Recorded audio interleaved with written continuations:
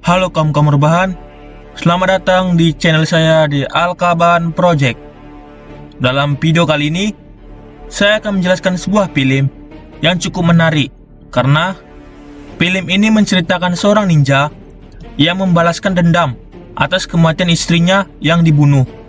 Oke, langsung saja tanpa banyak bacot, tanpa ngomong panjang lebar, kita langsung masuk ke alur ceritanya. Film ini berjudul Ninja Shadow of a Tear yang dirilis pada tahun 2013. Film ini diawali seorang pria yang sedang mengajari bela diri karate. Pria ini bernama Keshi. Pria ini memiliki sabuk hitam yang dimana dalam karate, sabuk hitam adalah tingkatan paling tinggi. Suatu hari, Keshi pergi ke sebuah toko untuk membeli kalung yang dimana akan diberikan untuk istrinya. Di saat membeli kalung yang harganya cukup mahal, ada dua penjahat yang melihat Keshi membeli kalung tersebut. Ketika dalam perjalanan pulang, dua penjahat tersebut mengikuti Keshi. Ketika melewati lorong, Keshi menghilang sehingga membuat dua penjahat tersebut kebingungan. Namun, pada akhirnya dua penjahat tersebut menemukan Keshi.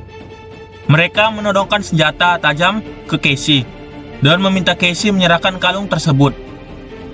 Awalnya, Keshi menyerahkan dompetnya. Namun, mereka menolaknya. Karena tidak mendapatkan apa yang diinginkan, mereka langsung menyerang Keshi menggunakan senjata tajam. Keshi yang ahli dalam bela diri dengan mudah mengalahkan mereka berdua.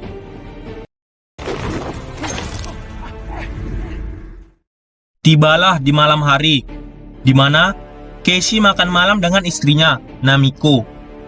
Di saat makan malam, Keshi langsung memberikan kalung tersebut yang membuat Namiko senang. Di saat mereka sedang tidur, Namiko terbangun dan meminta Keshi membelikan coklat dan rumput laut. Kemudian, dengan segera Keshi pergi ke toko untuk membeli coklat dan rumput laut tersebut. Menyadari dirinya lupa membawa dompet, Keshi dengan segera kembali ke rumah. Setiba di rumah, Keshi terkejut karena menemukan Namiko yang telah tewas dengan luka di leher.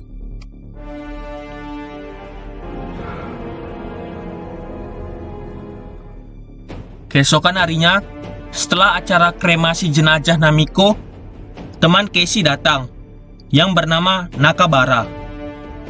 Nakabara merupakan seorang senpai. Nakabara menyampaikan bela sungkawa atas meninggalnya Namiko. Keshi mengatakan bahwa ia ragu kematian Namiko disebabkan karena perampokan. Kemudian, Nakabara mengajak Keshi ke dojonya yang berada di Thailand. Namun, Keshi menolaknya. Di sisi lain, di negara Myanmar, ada sebuah gudang tempat produksi narkoba. Bosnya bernama Goro. Goro membunuh anak buahnya yang berani mencuri narkobanya saat dikirim ke suatu tujuan. Goro membunuhnya dengan menggunakan kawat berduri yang kemudian dililitkan di lehernya.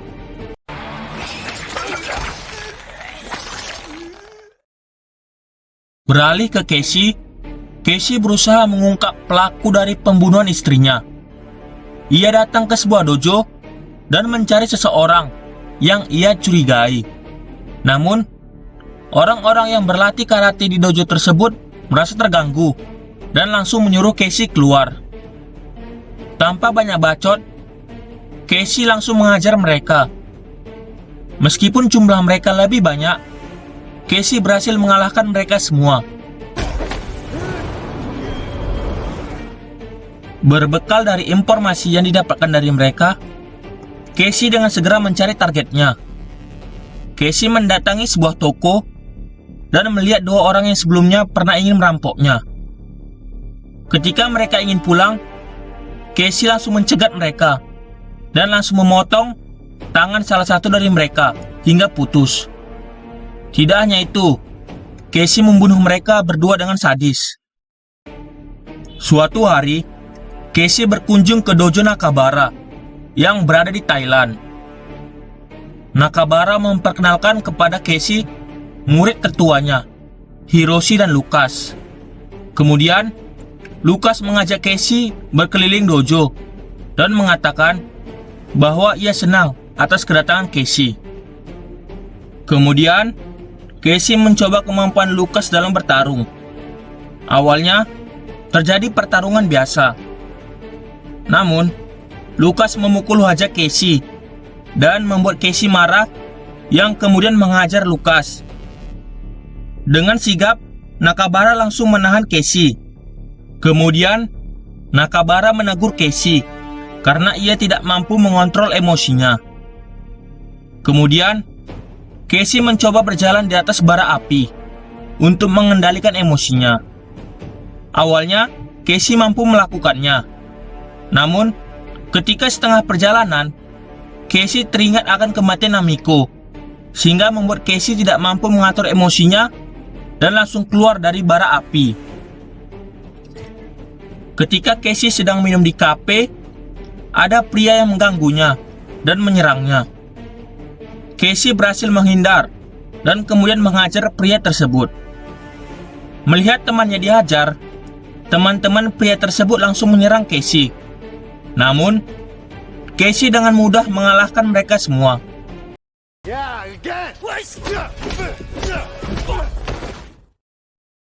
Keesokan harinya, Casey ingin memetik buah. Melihat Casey yang lemas, Lucas langsung membantu Casey memetik buah dan menyuruh Casey untuk beristirahat. Ketika Lucas sedang mengambil buah, ada seorang pria yang menggunakan kawat berduri langsung melilit leher Lucas hingga tewas.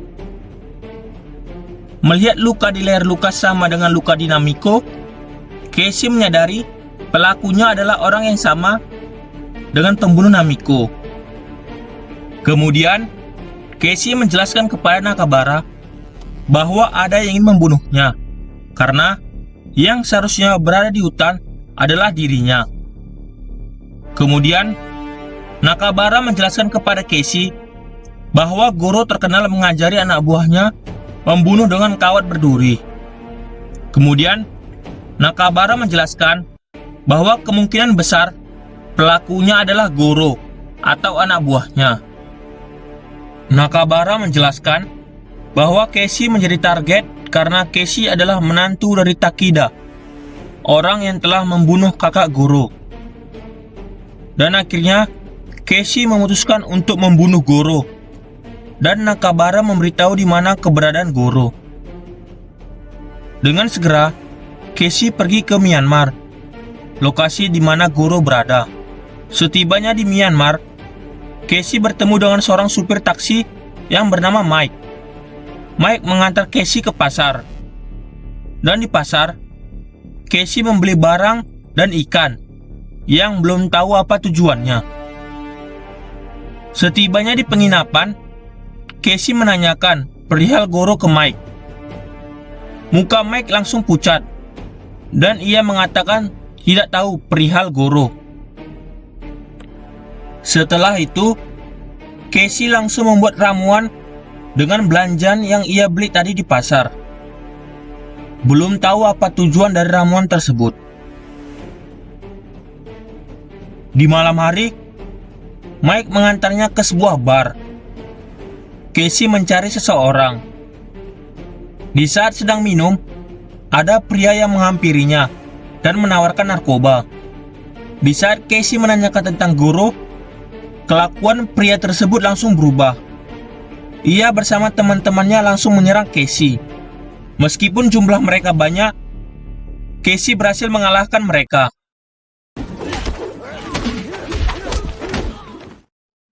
Di saat Casey sedang beristirahat, penginapan Casey didatangi oleh polisi bersenjata yang ingin menangkapnya. Casey berusaha melawan dan kabur. Namun, karena jumlah mereka terlalu banyak, Casey berhasil ditangkap. Kemudian, Casey dibawa ke markas polisi dan kemudian diinterogasi. Pimpinan polisi tersebut menanyakan mengapa Casey bertanya tentang Goro.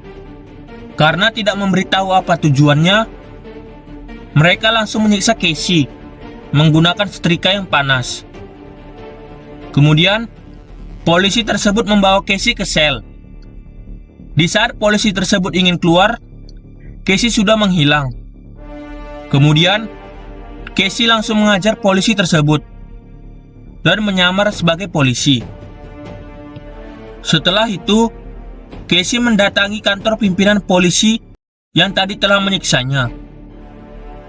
Casey langsung menghajarnya dan menanyakan keberadaan Goro. Setelah mengetahui keberadaan Goro, Casey langsung membunuh pimpinan polisi tersebut dan kabur. Casey kemudian melihat Mike di kantor polisi tersebut dan langsung masuk ke mobil Mike. Casey mengatakan bahwa itu semua adalah ulah Mike. Mike yang memberitahu informasi bahwa Casey mencari Goro ke polisi. Namun, Casey memaafkannya.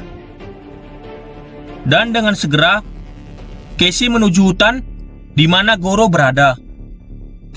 Di dalam hutan, Casey melihat orang-orang bersenjata yang merupakan anak buah Goro. Kemudian, Casey langsung menghajar mereka satu persatu hingga tak berdaya. Casey juga menggunakan ramuan yang pernah ia buat sebelumnya. Dan ternyata, ramuan tersebut adalah racun yang dapat membakar kulit. Di malam hari, Casey mengubah penampilannya menjadi seorang ninja. Kemudian, Casey menyusup ke markas Goro. Kemudian, Casey meledakkan markas Goro dengan bom yang dilempar ke tabung gas dan drum minyak. Casey kemudian menghabisi satu persatu anak buah Goro. Setelah menghabisi anak buah Goro, Casey mendatangi ruangan Goro dan bertemu dengan Goro. Dan akhirnya terjadilah pertarungan sengit. Awalnya, Casey hampir kalah. Goro melilit leher Casey dengan kawat berduri. Namun, Casey berhasil membalikkan keadaan. Dan dengan segera, Casey langsung membunuh Goro. Setelah membunuh Goro, Casey kembali ke dojo Nakabara. Di saat Casey dan Nakabara sedang mengobrol, ada murid Nakabara yang mengantarkan paket. Kemudian, Casey melihat simbol pisau yang ada pada pria tersebut, yang ternyata sama dengan simbol pisau pada dua orang pria yang ingin merampok Casey sebelumnya. Akhirnya, Casey menyadari bahwa dalang dari semua ini adalah Nakabara. Ia yang telah menyuruh dua pria sebelumnya untuk menyerang dirinya. Dan ia juga yang telah membunuh Namiko dan juga Lucas. Menyadari rencananya diketahui oleh Casey, Nakabara menjelaskan alasannya melakukan semua ini karena Goro merupakan masalah besar untuk bisnisnya. Dan hanya Casey yang mampu menemukan Goro.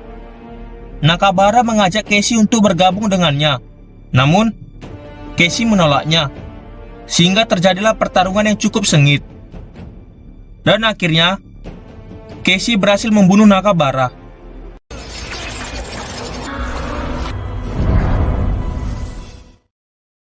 Setelah berhasil membunuh Nakabara, Hiroshi, anak murid Nakabara datang. Casey kemudian menyuruh Hiroshi untuk membuka kotak tersebut. Dan ternyata, dalam kotak tersebut adalah narkoba. Selama ini, Nakabara menjadikan dojo tersebut sebagai kedok untuk menjual narkoba. Hiroshi mengucapkan terima kasih sudah membongkar semua ini. Dan kemudian, Casey balik kampung. Dan film pun tamat.